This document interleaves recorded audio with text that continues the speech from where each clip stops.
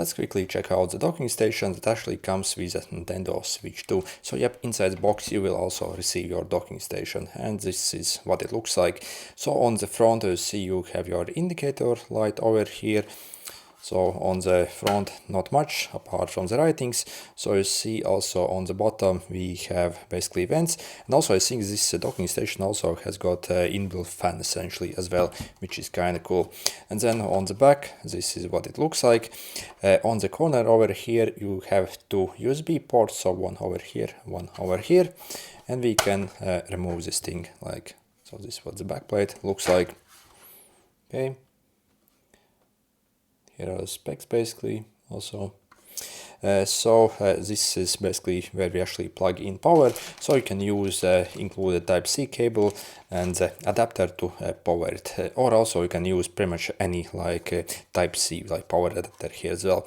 Then also you have your HDMI, so this is where we simply like connect basically the console to the TV. So you can simply like pop in the console over here and then plug in your HDMI over here and connect to your TV or big monitor. And also you see you also have your LAN port here as well. And this over here is where you can connect essentially a wired internet. So when it comes to the internet speeds, however, at least for me personally, the Wi-Fi speeds are actually like mega slow. So if you want the best like internet speeds, I highly suggest to connect it through the LAN.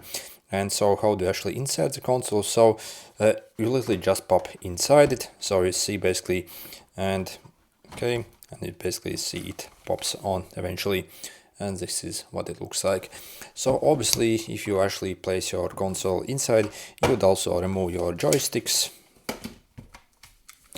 So from the console, so you can actually use them, and then this is what the console looks like. So you see it goes like straight inside, so again like this over here. Okay, and also you see on the bottom of the docking station, I do hope you can see. Okay, you see you have that Type-C connector over here where the console simply like sits on. So again it uses this Type-C basically, so it simply connects together. Also inside the box you will receive this adapter that you can use your controllers with and essentially convert this in like normal handheld controller, so which is absolutely awesome.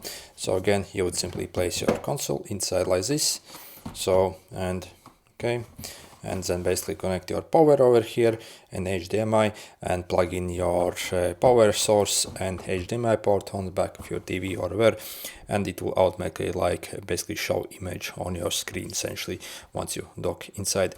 Also, by the way, when it comes to the charging speeds, let me show you one thing basically. So I have a power bank over here that can measure the output, and basically you see if I actually plug it in directly, so you'll see how fast it charges. So you see like 18 watts charging speeds around that essentially. But check this basically, if you actually place our console inside the dock and try to charge it basically from this AC, as you see what the power draw is.